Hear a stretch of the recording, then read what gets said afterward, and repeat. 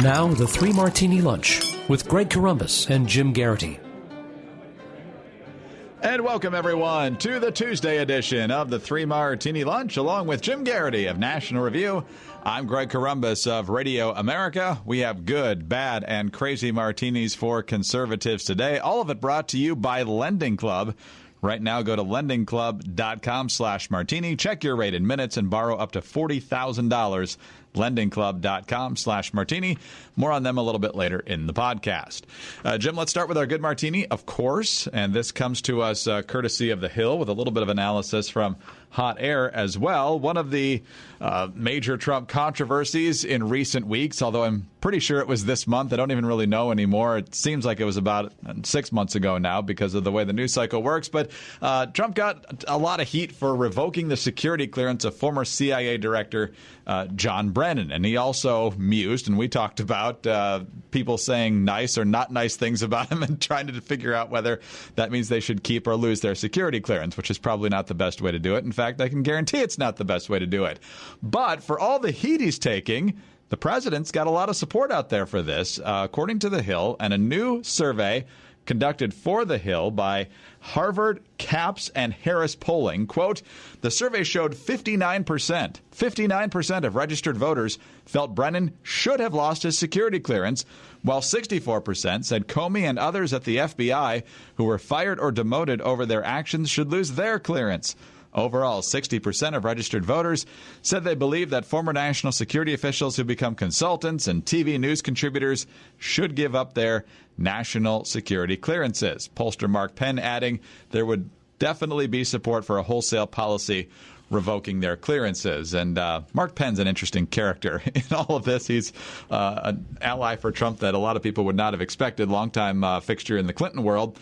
So, Jim, you get a lot of folks on John Brennan's side saying, well, just because the poll says that doesn't mean that's still a good idea, but pointing out that you can use security clearances for nefarious purposes, and having the president with the authority to revoke them is not necessarily a bad thing either. Yeah, I think the reason I would nominate this as the good martini today, Greg, is that I just find it remarkable that 64% of Americans agree on anything anymore.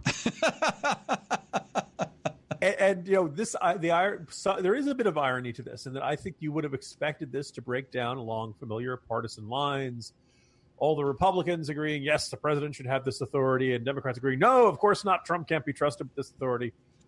But it feels like most Americans believe when you stop working for the government and handling secrets as part of your job, you probably should lose your security clearance. Now, we've seen the arguments about these folks of, periodically CIA directors and FBI directors may want to talk to their predecessors, say, how did you handle this? And kind of want to keep them up to speed on the sorts of investigations and things like that. And I suppose there's a certain amount of value to this. But I think most Americans look at that with a certain amount of skepticism, or at least a sense of how often does that happen? How often do you find yourself needing to do that? And if so, why can't you just, give them an update every now and then? This is the sort of thing that obviously was never much of an issue in almost every preceding administration until you saw the likes of James Comey and John Brennan and various other folks, mostly in the Obama administration, coming out and becoming more outwardly strident and forceful in their denunciations of the president. Now, maybe you agree with them, maybe you don't, but let's observe, with the possible exception of, let's face it, the grand king of all this, J. Edgar Hoover, and maybe Louis Freeh, have some very strong opinions about Bill Clinton. Most of the time, people who'd been in a position of national security authority, once they left government service, they went off to teach at Harvard. They, may have gone into consulting, maybe occasionally be a talking head on the network shows, but they really didn't get into partisan politics very much. Maybe you'd see a Condi Rice come back and give a speech at a convention or something like that. But by and large, you did not see people in the national security apparatus becoming partisan figures. And I think it's safe to say that, James Comey and John Brennan most notably have really broken that mold. And I think, you saw those comments about Brennan, that even some people who don't like the idea of having his security clearance revoked aren't entirely comfortable with the role that he's stepped into and, accusing the president of treason and things like that. Last year, I wrote a piece talking to retired FBI officials who were all generally sympathetic to Comey, but really didn't like seeing him on Stephen Colbert's couch and tweeting out there and sounding like he's part of the resistance. We traditionally don't have law enforcement and intelligence people stepping into these roles. So I look at this poll result as a backlash to this, as a certain sense of once you leave the agency, the bureau, the military, things like that, you probably should fade into the background. And that if you are going to step out and be a much more strident partisan voice, there are going to be consequences to this, and maybe you shouldn't keep that security clearance. So an intriguing poll result, and I think one that indicates America really would like to see its intelligence agencies, law enforcement, and military remain nonpartisan. As has been mentioned by a lot of people, keeping your security clearance can be lucrative, both in terms of consulting and in terms of media appearances, because you're still in the know. But now that John Brennan doesn't have that, perhaps he, bought some things, assuming he was going to make some good money off of still having that clearance. So if he's a little bit in the hole, he can go to Lending Club. For decades, credit cards have been telling us, buy it now and pay for it later with interest. And despite your best intentions, that interest can get out of control fast. So for any former administration official with a little more debt than you expected, with Lending Club, you can consolidate your debt or pay off credit cards with one fixed monthly payment. Since 2007, Lending Club has helped millions of people regain control of their finances with affordable fixed-rate personal loans. No more trips to a bank, no more high-interest credit cards. Just go to lendingclub.com. Tell them about yourself and how much you want to borrow. Pick the terms that are right for you, and if you're approved, your loan is automatically deposited into your bank account in as little as just a few days. Remember, Lending Club is the #1 peer-to-peer lending platform with more than $35 billion in loans issued. All you have to do is go to lendingclub.com/martini. While you're there, check your rate in minutes and borrow up to $40,000. That's lendingclub.com/martini. lendingclub.com/martini. All loans made by WebBank, member FDIC, equal housing lender. All right, Jim, let's move on to our bad martini now. And yesterday we talked about the duplicitous media in our bad martini. So today, let's talk about the duplicitous media in our bad martini. So CNN, Michael Cohen, President Donald Trump's former personal attorney, claims that then-candidate Trump knew in advance about the June 2016 meeting in Trump Tower in which Russians were expected to offer his campaign dirt on Hillary Clinton. Sources with knowledge tell CNN. Cohen is willing to make that assertion to special counsel Robert Mueller. Later on, it suggests that Cohen does not actually have evidence, such as audio recordings, to corroborate his claim. Now, it said sources said. Turns out the source was Lanny Davis, former Clinton lawyer who's now, of course, representing Michael Cohen.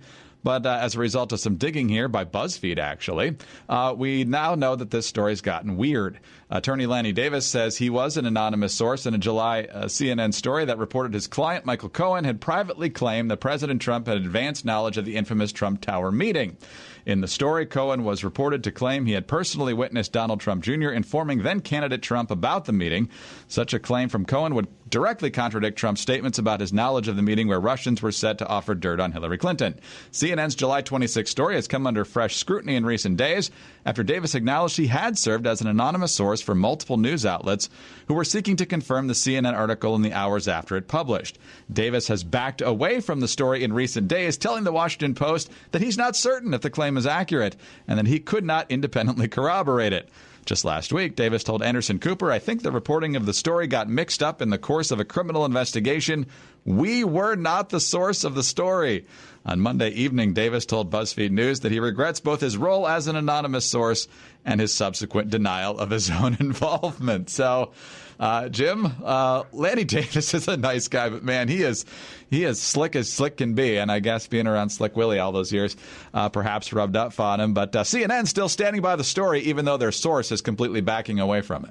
Greg, when a news organization does not report accurately, and some would say maybe even dishonestly, about a liar who is lying about another liar, does it make a sound in the forest when the tree falls? Okay, at this point, you really end up with a situation. This is now pea soup fog. I'll make a couple observations. Here's the first thing. It's interesting when they said sources in that story. Do we know if there are any sources beyond Lanny Davis for this story? Not yet. If Lanny Davis says something and you hear an echo on the call, that does not count as two sources. And, as this, increasingly old and crotchety guy who came of developed my journalism in such sterling places as policy.com and intellectual.com. But even before then, the Washington Bureau of the Dallas Morning News as a petrified intern, Congressional Quarterly. Like, editors used to demand 2 sources, minimum. Some would say 3. You had to have 3 sources if you're going to make some sort of giant, shocking, allegation or something that somebody was going to deny or something like that. You had to have just a guy saying something happened. Wasn't really news. Certainly not good enough to get on the front page. Certainly not good enough to appear in most big mainstream publications. I think it's safe to say the rise of online-only publications and blogs and fly-by-night organizations and clickbait and all that stuff have really changed the standards for this. But you'd like to think that CNN would have a better standard. And if you say sources say for a piece, I assume you mean not just Lanny Davis and perhaps a voice in your head. I assume that would mean 2 separate flesh and blood human beings, not a parrot repeating it or something like that. And then the second thing is, if you have an anonymous source, you don't necessarily want to say, sources close to, Fred Thompson's suit told me, something like that. You need to hide it in some way. But the first rule is you can't tell your reader or your listener or the audience something that is not true. You can't lie to them, right? So if you want to say, so-and-so, like if so-and-so declined comment, you can't go and then use them as a source later in the story. Now, if you want to use the quote, I have nothing to add to this story, Lanny Davis said, and then separately use Lanny Davis as a piece, I guess that's a grayer area and you can get away with it because Lanny Davis actually said that. But you really shouldn't put anything in your piece. If I remember reading this about somebody else's work, and they described somebody who was a major network correspondent was involved in this scandalous behavior. Then I actually read who was involved, and I would not have characterized that person as a major network correspondent by any stretch of the imagination. Your description of your source has to be, accurate. And that's why you say, sources say, a government source indicated, an official source said, sometimes it gets painfully generic. You're really at the point where they're saying, a carbon-based life form said. But you can't lie to your listeners or to your readers, and that's what it appears CNN has done here. And that is what's really shameful. People use anonymous sources all the time. We can argue about whether they use it too much. For a lot of places used to say you're not going to allow a source. In fact, I've had editors say you can't run that piece. You can't have an anonymous source just trashing somebody. That if somebody's going to trash somebody, if who's going to really say, really nasty things, well, then by golly, you got to get it on the record. Obviously, that standard has shifted over the years. But I don't know that news audiences are served well when networks like CNN take steps to actively mislead who their sources are. Jim, what's the proper protocol here? You mentioned the proper protocol in actually doing a story. What's the proper protocol in admitting that you did something wrong? Obviously, if CNN did it every time they exaggerated a story or got it wrong, they'd be doing a lot of clarifications on air. But at the same time, admitting you're wrong probably helps your credibility on other things. Yeah, there's 2 major mistakes here, Greg. Actually 3. The first is making the mistake. The second exacerbates it by not being upfront and honest about what went wrong in the process. And the third major mistake is using Lanny Davis as a source. All right, Jim, on to our crazy martini now. And folks are watching 2 states today for primaries. Florida, the governor's primary there is probably the biggest deal. And then the Senate primary, especially on the Republican side, out in Arizona for the Jeff Flake seat, getting a lot of attention. We'll see what the results are and whether that means we've got a better shot or a worse shot of holding that seat. But it's a different primary that we're going to be talking about here in the crazy martini, because next month we're going to have the gubernatorial primary in New York. Andrew Cuomo against Cynthia Nixon. And Cuomo's actually agreed to a debate here. But they're having a bit of a fight leading up to this debate. It's not about the economy. It's not about the crime. It's about room temperature. National Review, Jack Crow, New York Governor Andrew Cuomo and his Democratic primary opponent Cynthia Nixon are feuding about the proper room temperature for their Wednesday debate. A campaign strategist for Nixon, former Sex and the City star, sent an email this week to WCBS-TV, the radio station that will host the debate, asking that the room temperature be set to 76 degrees rather than the significantly cooler temperature Cuomo famously prefers for his public appearances. This is the best part. Working conditions are, quote, notoriously sexist when it comes to room temperature, so we just want to make sure we're all on the same page here, strategist Rebecca Katz wrote, according to a copy of her email. obtained by the New York Times. With under 2 weeks to go until the primary, Cuomo's campaign claims the Nixon camp is simply trying to distract from the issues. Jim, I have a feeling we're going to have a pretty strong divide along gender lines on this issue, because anyone who works in an office knows that there are usually a few ladies wearing sweaters even in the middle of summer because they feel the AC is cranked up way too high for them. I'm also married to a woman who loves to have the AC cranked and then wear a blanket over her lap in the summertime. So I'm not really sure how crazy this is. Maybe she's just trying to make him sweat literally during the debate. What's your take here? Simply on anecdotal evidence, I would say that men run a few degrees warmer than women do, even separate from the usual attire for the workplace.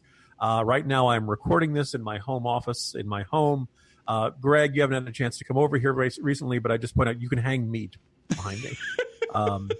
We're in the walk-in refrigerator. I would have the place as cold as possible. Our air conditioning bill usually is the GDP of a third world country. That's the way I like it. Most women like to keep it significantly warmer. Now, some of this is, men, women, weight, body temperature, BTUs. I'm sure somebody can do all the math on that. But the other thing also is, what do men wear in a business environment? Certainly during a gubernatorial debate, they wear suits. Now, you can get lighter suits, but generally, Greg, I don't know about you, I'm not seeing Andrew Cuomo showing up to wear seersucker.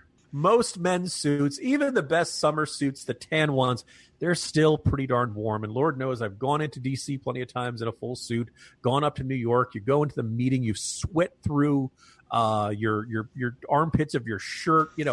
Men's apparel for offices is not designed to keep them cool. So obviously men, when they control the thermostat, like, whoa, let's turn this thing down. It's really warm in here. Women generally are not wearing a jacket with their work. Sometimes they do, sometimes they don't. Generally, their fabric is lighter and thinner and retains less warmth. So you end up with two groups of people who want completely different temperatures. I will say, though, I don't think this is necessarily like, if this is a crazy martini, Greg, this is a crazy, like a Fox martini. I think there's a very deliberate strategy going on here with Cynthia Nixon. Because, look, let's assume the room is on the warmer side and that she's wearing appropriate clothes for a female candidate, and that Andrew Cuomo shows up in a suit. Hopefully he's not wearing a wool suit that day. But again, most men's suits aren't that breathable and are designed to retain warmth. What is Andrew Cuomo going to do, Greg? He's going to sweat. He's going to sweat. And never let him see you sweat, right? The entire 1960 election came down to the fact that people on TV saw Richard Nixon sweat, or at least that's what the popular narrative is, right? You're waiting for the moment where she'll say, no wonder Governor Cuomo was concerned about the thermostat. He's sweating already, right? It's a cheap, easy one. But people who are sweating look nervous. They look like they're dealing with anxiety. They look like they're hiding something. They look uncomfortable, et cetera, et cetera. So it is in Cynthia Nixon's best interest to have the debate held in a sauna, and if possible, Cuomo would love to have it held in somewhere near the Arctic. With a strong breeze or something like that. Greg, do you remember Charlie Crist at his event? He had his special little fan near the bottom of him. Vaguely, yeah. Maybe they could get that. Maybe we just have a gubernatorial fan. Alternately, you hold them with keep them in two different rooms with two different temperatures. How about like two little boxes, like just these little glass cases that we keep them both in? Alternately, we should just recognize that human beings are going to sweat. And I would have it held as sort of either, if not American Gladiator style, Greg, with the giant foam things they get to hit each other with, then at the very least something like American Ninja Warrior, something where they're climbing and hanging and jumping and all of that stuff while debating and taking questions from each other. Let's make this a really exciting let's turn debates into must-see TV again, Greg.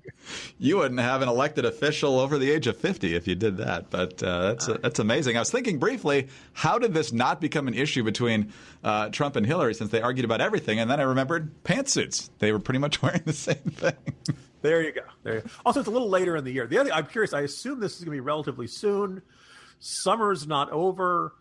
Usually you go in and you're shaking hands and doing all kind of stuff between, the whatever waiting room you're in and to the stage. Look, it's probably going to be pretty warm. We'll see how things shake out. But again, this is a shrewd move on Nixon's part. It'd be absolutely fascinating when they get to the debate. Half the reporters will have thermometers out measuring what the actual temperature is. Because whatever temperature the thermostat is, remember, you're under hot television lights. Right.